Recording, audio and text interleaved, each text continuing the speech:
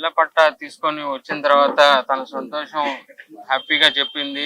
సందులో 30 మంది వెళ్తే నన్ను ఒకదాన్ని స్టేజీ మీదకి ఎక్కించారు.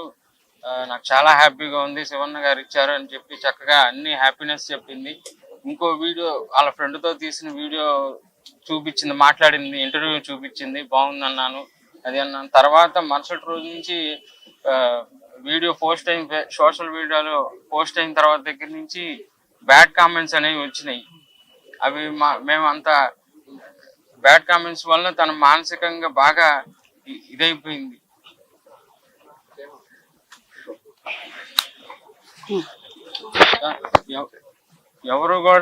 ఎవరు చెప్పించలేదు, ఎవరితోనూ చెప్పలేదు. అందరూ తన మనస్ఫూర్తిగా నిజంగా తన మనసులో మాకు ఆ పథకాలు నిజంగా అందినాయి కాబట్టి మనస్ఫూర్తిగా చెప్పింది. తనకి జగన్ అన్న అంటే గౌరవం, శివన్న అన్న గౌరవం, అందరూ గౌరవం.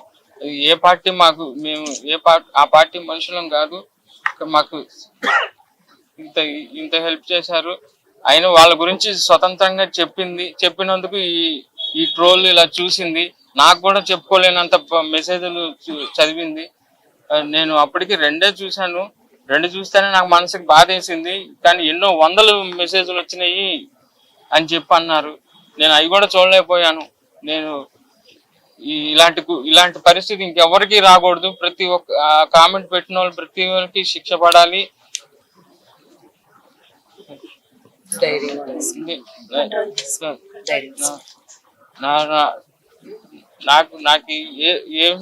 నాకు ఏ సహాయం చేయకపోయినా పర్లేదు, నా పిల్లలకి సహాయం చేయండి. జగనన్న గారిని చూద్దామని కూడా నాతో చెప్పింది మా ఆవిడ. ఇక్కడ నిమ్మకాయల ఆటలో కూడా మీటింగ్ జరిగితే మేము వెళ్ళలేకపోయాం, మేము అంతా చేయలేకపోయాం. నేను బ్యాడ్ కామెంట్స్ దయచేసి పెట్టమాకండి. ఇంకో కుటుంబం ఇలా వీధికి పడకూడదు దయచేసి నేను చెప్తున్నాను. చాలా బాధాకరం.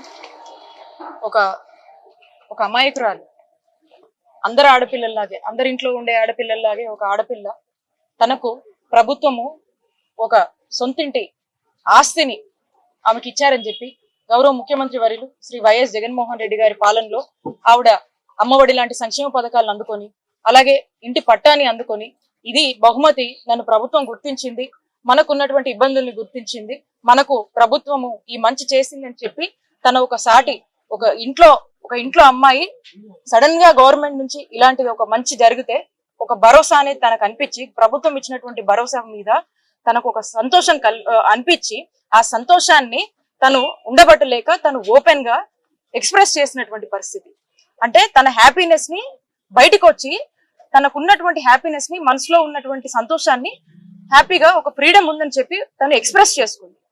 ఇలాంటి ఈ అంశాన్ని ఏదైతే ఉందో, ఈ సంతోషాన్ని కొద్ది రోజులు కూడా లేకుండా మరి తనకు వచ్చినటువంటి లబ్ధిని చెప్పి, తనకు జరిగినటువంటి మేలుని చెప్పి, తనకు అనిపించినటువంటి సంతోషాన్ని జనాల్లో ఎక్స్ప్రెస్ చేస్తే, తన మీద ఈరోజు టీడీపీ వాళ్ళు కావచ్చు, ఉన్నటువంటి వాళ్ళందరూ కావచ్చు, అందరూ కలిసి తనని టార్గెట్ చేసి కేవలం తనకు జరిగిన లబ్ధినే, తనకి ఈ ప్రభుత్వంలో మంచి జరిగిందని, జగనన్న ప్రభుత్వం వల్ల మేము బాగున్నామని తను వ్యక్తపరిచినటువంటి అంశం మీద తను ఎక్స్ప్రెస్ చేస్తే, ఈ రోజు తీరా చూస్తే ఈ టీడీపీ వాళ్ళు కావచ్చు, మిగతా వాళ్ళు కావచ్చు, అందరూ కూడా ఫస్ట్ ఆఫ్ ఆల్ మంచి చేయటం అనేది టీడీపీ వాళ్ళకు తెలియదు.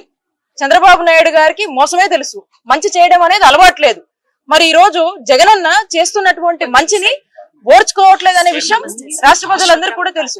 కానీ ఈ మహిళ తను వ్యక్తపరుస్తే కొంతమంది సోషల్ మీడియా రూపంలో వచ్చి మరి ఏ విధంగా తను మెంటల్ గా టోటల్ గా డిప్రెస్ అయ్యేలాగా, ఏ విధంగా తను మానసికంగా ఇబ్బంది పడే విధంగా అసభ్యమైనటువంటి పోస్టులు పెట్టి తను కంప్లీట్ గా కూడా తన లైఫ్ మీదనే ఇంట్రెస్ట్ పోయేటువంటి ఒక భావన తనకు కల్పించి, మరి ఇదంతా ఏంటి నా మీద ఇలా జరిగిందని తను ఎవరికి కూడా చెప్పుకోలేనటువంటి పరిస్థితుల్లో ఈ బాధ తట్టుకోలేక, 2 పిల్లలు ఉన్నటువంటి ఆ తల్లి వెళ్లి రైల్వే ట్రాక్స్ మీద ఏ విధంగా తను సూసైడ్ చేసుకుందా అనే విషయం మీ అందరికి కూడా తెలుసు.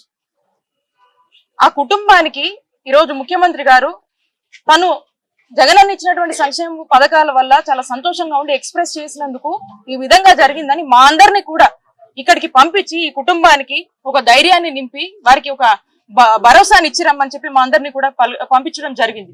మరి ఇప్పుడు ఇక్కడికి వచ్చి చూస్తే దీనంగా ఆ చిన్న అమ్మాయిలు ఆ చిన్నారులు చూస్తుంటే ఎంత బాధ అనిపిస్తుంది. సాటి మహిళగా ఇక్కడ ఉన్నటువంటి మహిళలందరం కూడా చాలా బాధపడతా ఉన్నాం. ఈ రోజు ముఖ్యమంత్రి గారి పాలనలో ఉమెన్ ఎంపవర్మెంట్ కి ఈ రోజు అర్థం అంటే ఈ రోజు జగనన్న పాలన. ఈ రోజు ఉమెన్ సేఫ్టీ, ఉమెన్ సెక్యూరిటీ గురించి ఆలోచించినటువంటి ప్రభుత్వం జగనన్న ప్రభుత్వం. ఈ రోజు దిశ యాప్ లాంటివన్నీ తీసుకొచ్చి ఉమెన్ ని ఏ విధంగా రెస్క్యూ చేయాలనే దానికి అనేక రకాలుగా ఇనిషియేటివ్స్ తీసుకొని ఈ రోజు ఉమెన్ అందరినీ కూడా భద్రంగా చూసుకుంటున్నటువంటి ప్రభుత్వం జగనన్న ప్రభుత్వం. మరి ఇంత స్వేచ్ఛ ఉన్నటువంటి ప్రభుత్వంలో ఈ రోజు ఒక మహిళ తన సంతోషాన్ని ఎక్స్ప్రెస్ చేస్తే ఏ మాత్రం కూడా భయం లేకుండా తన ప్రాణాలు తీసేదాకా కూడా ఈ పోస్టులు పెట్టి ఈ విధంగా ఒడిగట్టారు. ఇప్పటికి కూడా తను చనిపోయినప్పటికి కూడా బాధేస్తుంది మాట చెప్పాలంటే.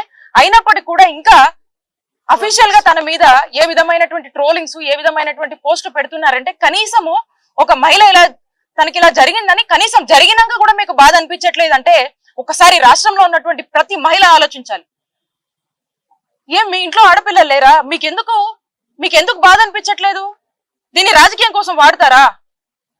పద్ధతిగా ఏమన్నా చేయాల్సింది ఉంటే, ఏదన్నా పాలసీలు ఉంటే మాట్లాడండి. వీటిని రాజకీయం చేస్తారా? అంటే మీకు ఏమీ దొరక్క ఓటమి భయంతో ఈరోజు టీడీపీ వాళ్ళు ఇలాంటి అంశాలను కూడా ఒక చావును కూడా శవరాజకీయాలుగా ఏ విధంగా వాడుకుంటున్నారో మరొకసారి చంద్రబాబు నాయుడు గారు టీడీపీ వాళ్ళు ఈ విధంగా నిరూపించారు వాళ్ళ యొక్క మూర్ఖపు బుద్ధితో.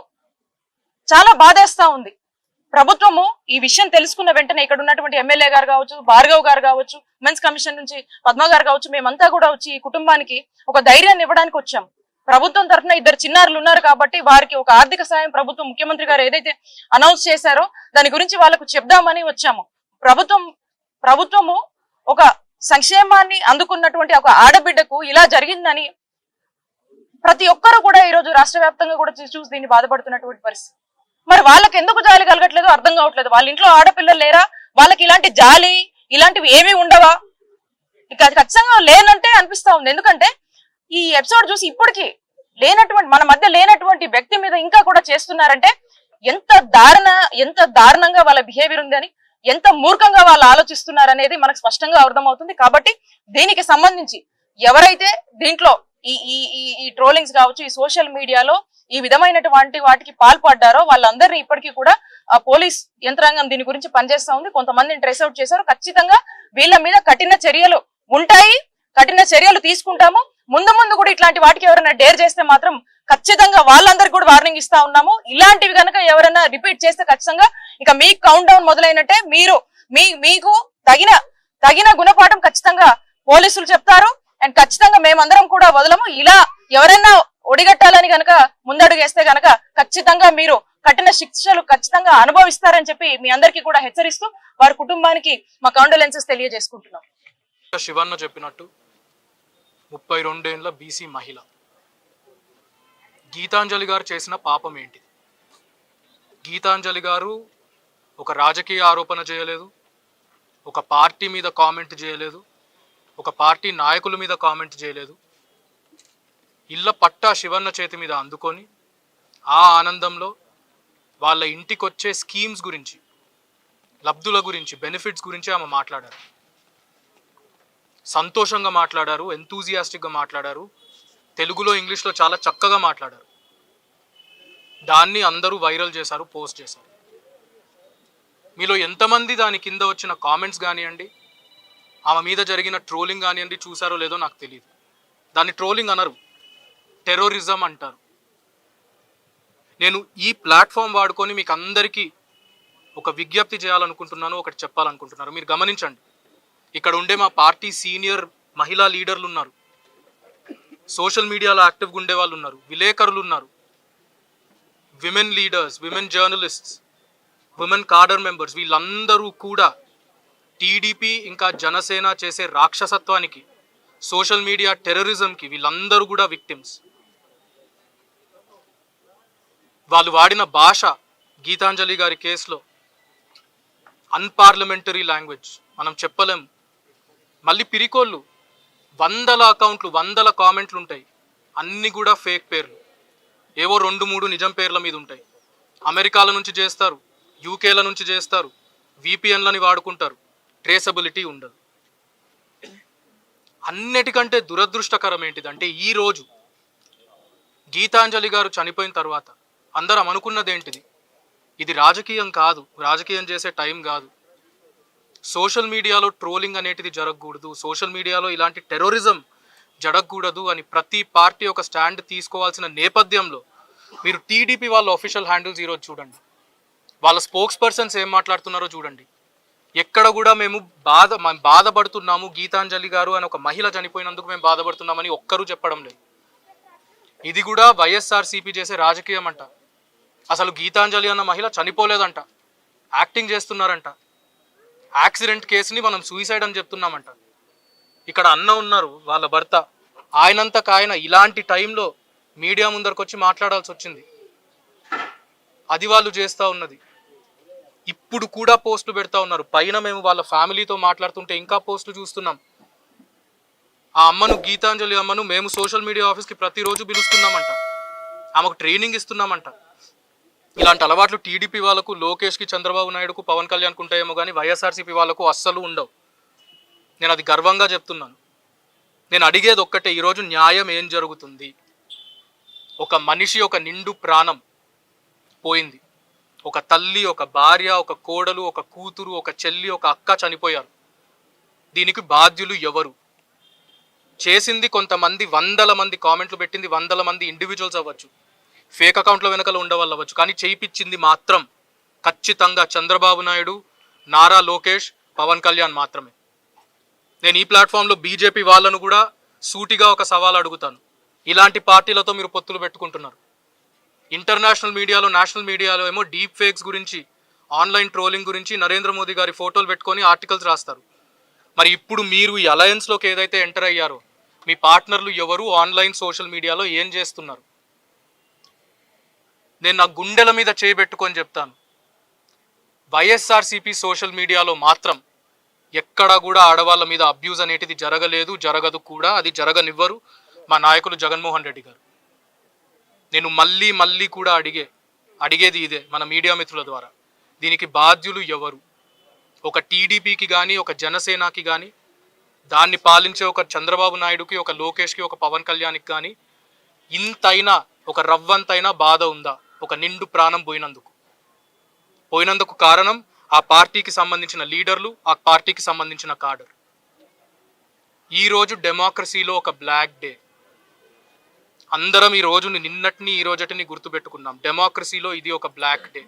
ఫ్రీడమ్ ఆఫ్ స్పీచ్ అనే ఒక బేసిక్ ఫండమెంటల్ రైట్ని ఒక ఆడ మనిషి ఉపయోగించుకొని ఆమె ఒపీనియన్ని ఎక్స్ప్రెస్ చేస్తే దాన్ని పట్టుకొని దీని వరకు తీసుకొచ్చారు. Today is a black day. ఇది అందరం కూడా గుర్తుపెట్టుకున్నాం.